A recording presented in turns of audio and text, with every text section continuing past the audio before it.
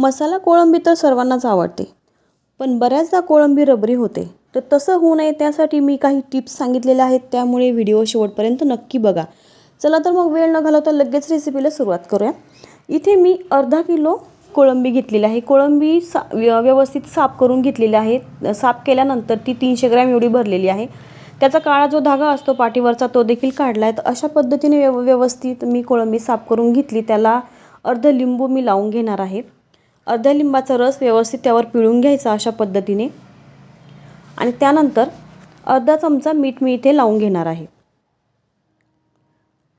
सगळीकडे व्यवस्थित पसरून घ्यायचं आणि त्यानंतर अर्धा चमचा हळद देखील मी यावर टाकून घेतलेली आहे. हळद, मीठ आणि लिंबाचा रस व्यवस्थित आपण लावून घ्यायचा आहे.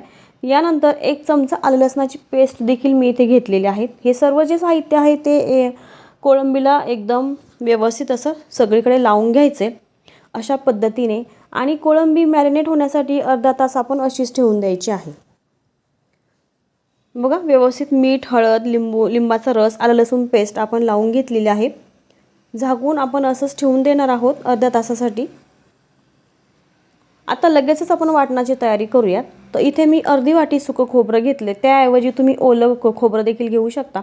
2 कांदे अशा पद्धतीने मी कट करून घेतले. 1 टमॅटो उभं चिरून घेतले. भरपूर अशी कोथिंबीर आणि लसूण. बघा, कोळंबी ज्यावेळेस आपण बनवतो त्यावेळेस ती गोडसर असते. तिची चव जी आहे ती गोडसर आहे, त्यामुळे तिचा गोडसरपणा थोडासा कमी व्हावा यासाठी लसूण जरा जास्तच घ्यायचा असतो या भाजीला.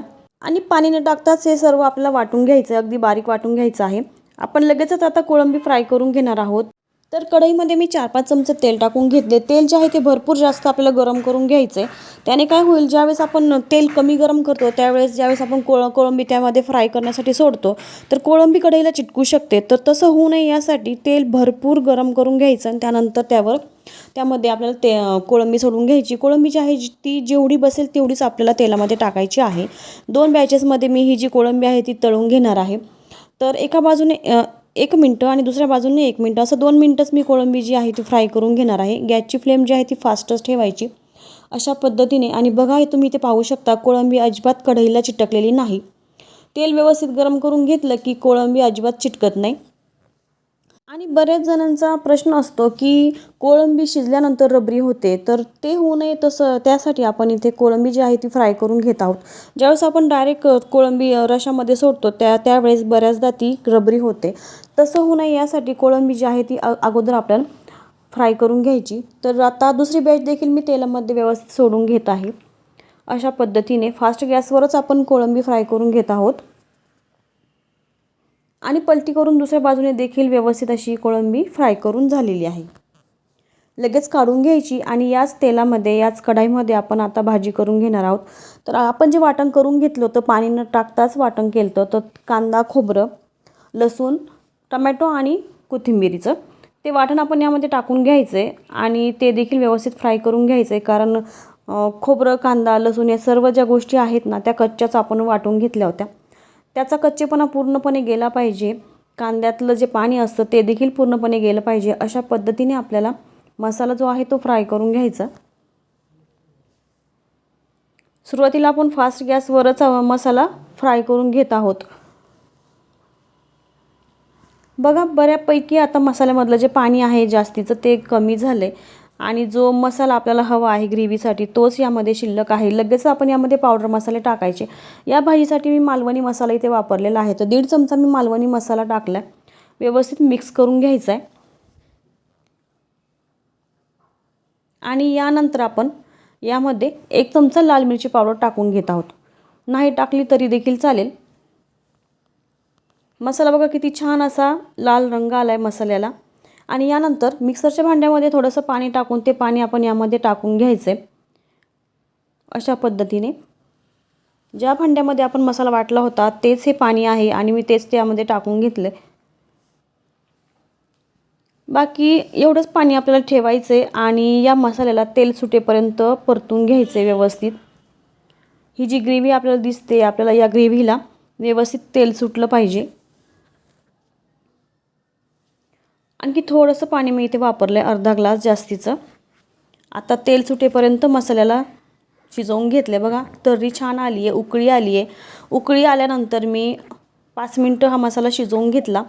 यानंतर यामध्ये आपण जी फ्राय करून घेतलेली कोळंबी आहे ना, ती कोळंबी आपल्याला टाकून घ्यायची आणि व्यवस्थित मिक्स करून घ्यायचे. या मसाल्यामध्ये जास्तीचं पाणी आता लगेचच आपल्याला टाकायचं नाही आहे.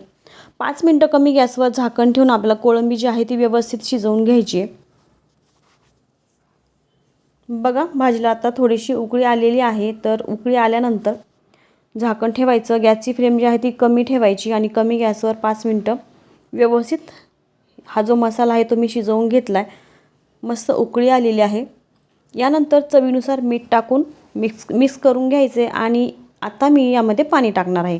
यामध्ये फक्त मी अर्धा ग्लासच पाणी टाकून घेतलं. शेजारच्या गॅसवर मी पाणी गरम होण्यासाठी ठेवलं होतं. नॉनव्हेजच्या कुठल्याही भाजीमध्ये किंवा ज्या भाजीची आपण तर्री करतोय त्या भाजीसाठी आपण नेहमी गरमच पाणी वापरायचं. त्याने तर्री देखील खूप छान येते आणि चव देखील खूप छान लागते भाजीची. त्यामुळे यामध्ये शक्यतो गरम पाणीच वापरायचं आहे. आणि भाजी बघा खूप जास्त घट्ट नाही आहे. भाकरीसोबत किंवा भातासोबत आरामशीर खाता येईल अशा पद्धतीने ही जी भाजी आहे ती मी पातळ करून घेतली. यानंतर फक्त 2च मिनटं यावर झाकण ठेवलेलं आहे आणि बघा किती छान अशी तर्री आली आहे भाजीला. यामध्ये भरपूर अशी हिरवीगार कोथिंबीर टाकून व्यवस्थित मिक्स करून घ्यायचे. कोळंबी जी आहे ती आपण चेक करून बघायची शिजली आहे का ती. शिजली असेल तर लगेचच आपण गॅस बंद करून घ्यायचा. बघा ही जी कोळंबी आहे ती अजिबात रबरी झालेली नाही आहे, एकदम सॉफ्ट अशी शिजलेली आहे. तर तयार झाला इथे कोळंबी मसाला. आजचा जर व्हिडिओ तुम्हाला आवडला असेल तर व्हिडिओला लाईक करा, शेअर करा आणि जर तुम्ही माझ्या चॅनलवर नवीन असाल तर चॅनलला देखील नक्की सबस्क्राईब करा. चला तर मग पुन्हा भेटूया नवीन आणि अशा छानशा सोप्या पद्धतीने केलेल्या रेसिपीसोबत. तोपर्यंत धन्यवाद.